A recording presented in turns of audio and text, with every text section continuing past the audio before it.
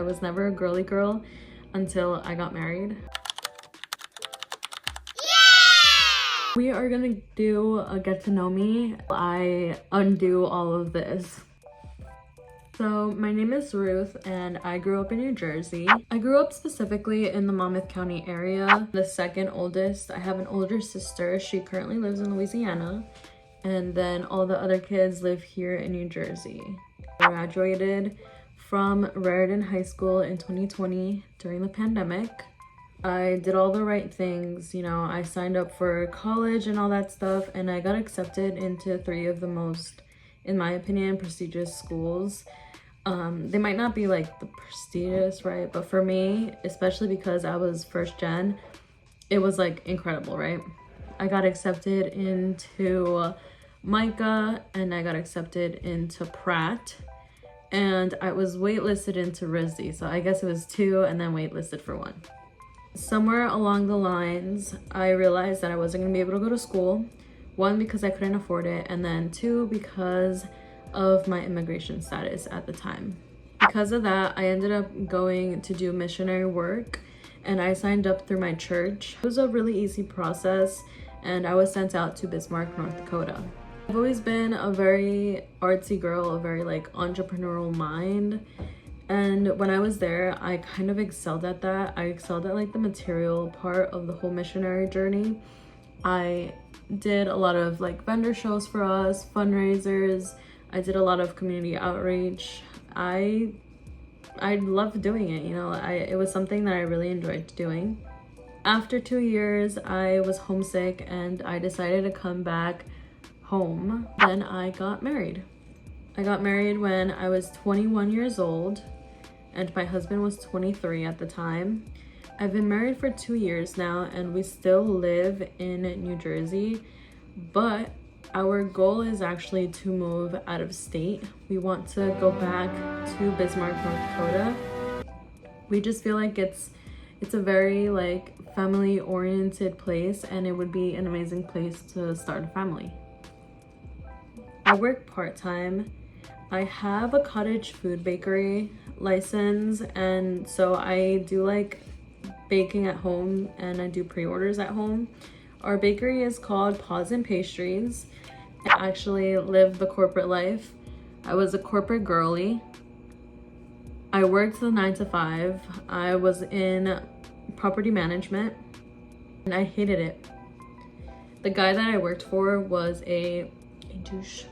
He had no like compassion for other people except himself. All he cared about was his money. And so like everything we ever did was just wrong in his eyes, which is fine because it's his business and whatever. So I am like a stay-at-home wife. I do the cooking, the cleaning, all the traditional wife things. I do them and I actually enjoy doing them. When I was younger, I would always say that I was never gonna get married because I was scared of like this type of life. Growing up, I saw my mom kind of go through it, but her situation is completely different than mine. And I ended up actually liking being a stay-at-home wife, so I haven't really gotten another full-time job. I actually freelance a lot of management gigs. So for example, social media, I love to work with restaurants and stuff. So I manage a couple of accounts in social media, and I also have a contractor that I do some work for. So it's not like my husband fully maintains me, I still make some income. My husband and I also have a dog. He was my dog first. I got him while I was doing missionary work, like the last couple of months that I was there. And he is now 2 years old and he does have doggy epilepsy. So that was also one of the biggest reasons why I decided to be a stay-at-home wife also, because Jax is at that point where he needs care kind of around the clock because he has potty problems. So if he does not go to the bathroom right away, like if somebody doesn't pay attention to him, he just goes, you know, he doesn't care. Sometimes he'll like walk and he'll like do pee and I'm like, what the heck? So obviously I can't have him just be at the house alone because he needs supervision. In this point of my life, I started to do social media because I just really enjoy sharing my life, honestly. I like sharing cooking videos and stuff, and I remember when I was younger, I attempted this probably, I think I was like 14 and I wanted to do this. This is what I wanted to do for a living. I just never did because I was really scared of what people were gonna think about me posting videos online. At the time it was like a little cringe, and now it's like everybody wants to do it. But I feel like I could bring, you know, something a little bit different. Like not everybody's in the same situation I am, and I think that makes it unique. Family likes to go hiking, we like to go on adventures. We don't like spending money, but anytime that we can have some type of experience, we'll choose that over, you know, doing a little bit of saving. I wanted to start a cookbook for my children so that they could have like a cookbook in their hands, but I realized that if we don't use books anymore, they're definitely not going to use books.